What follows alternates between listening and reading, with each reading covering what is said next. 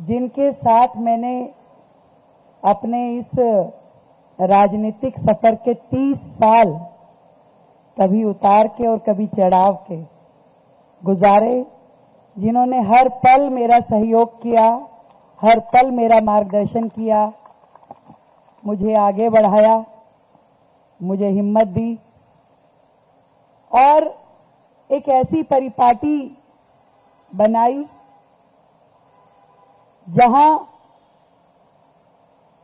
घर की बेटी भी ऊंचाइयों को छू सकती है।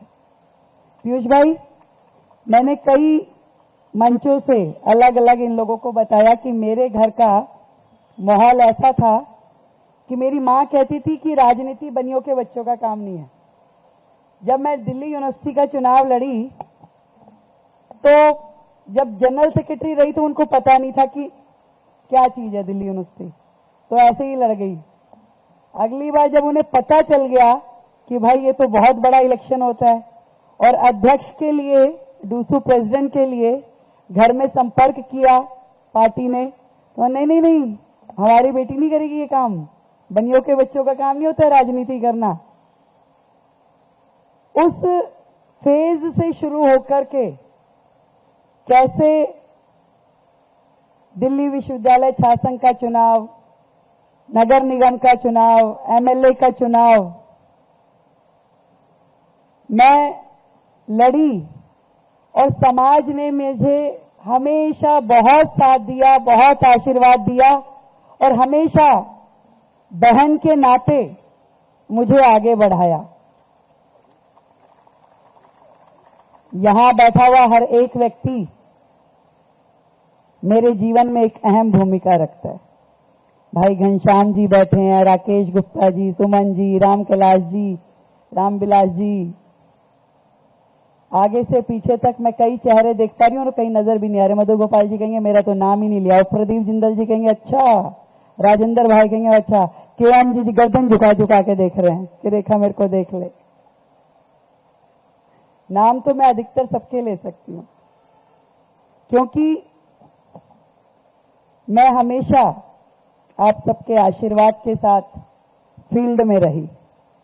तो सच में कभी नहीं सोचा था कि विधायक की तो माला जपते रहते थे, विधायक बने, विधायक बने, विधायक बने।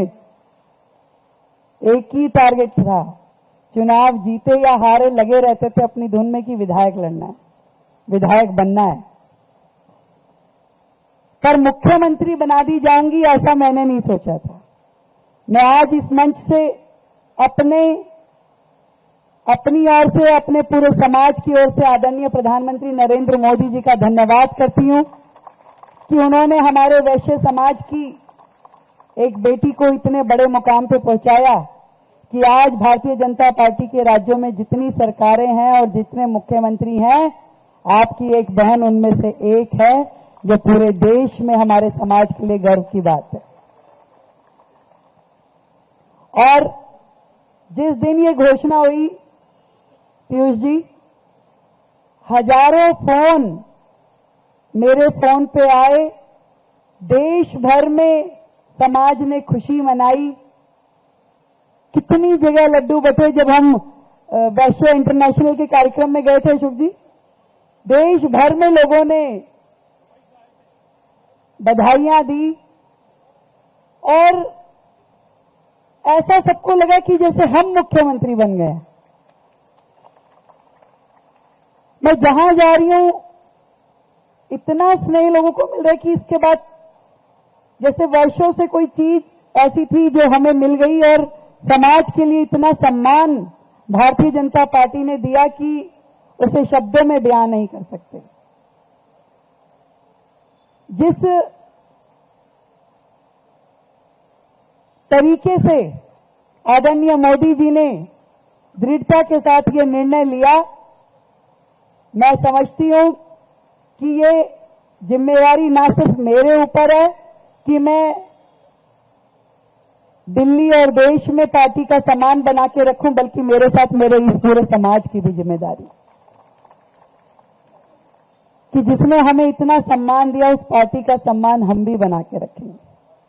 और ये मौका है हम सबके लिए कि पूरी दिल्ली को आपके साथ मिलके, आपके सहयोग के साथ उस तरीके से बदलें जिस तरीके से आप लोग सोचते हैं, जो आपकी आशाओं में है, जो आपकी अपेक्षाओं में है।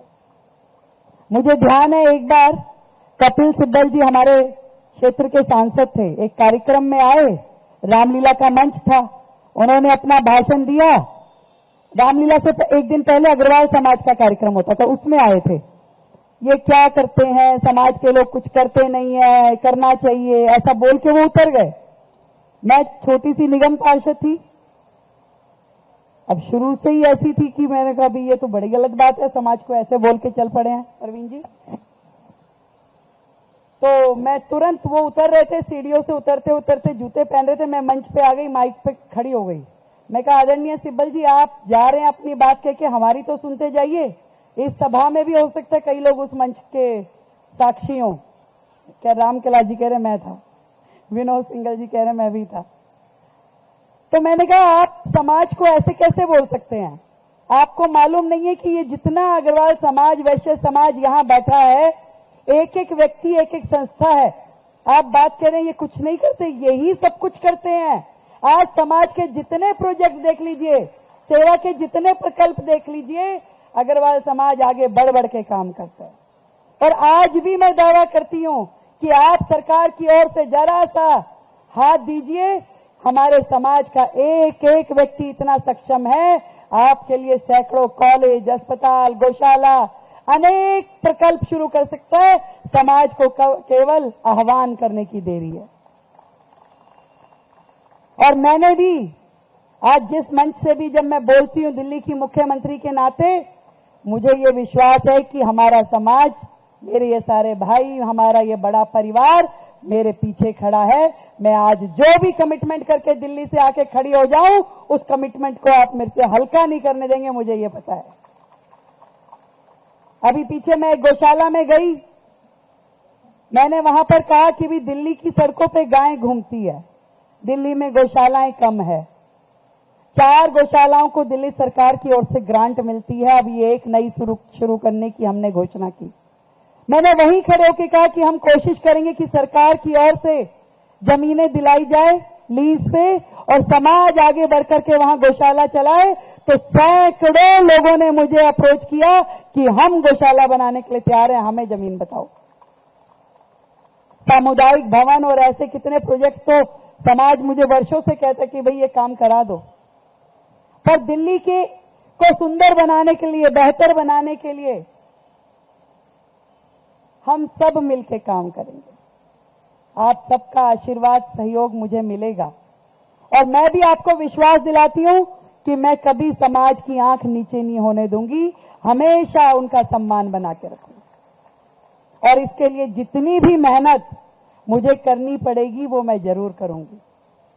आज हमारे सांसद प्रवीण खंडेलवाल जी यहां है, हमारे सभी मंत्रीगण, भाई परवेश जी, सिरसा जी, कपिल जी, रविंदर भाई, इतना सहयोग इन सबका मुझे मिल रहा है।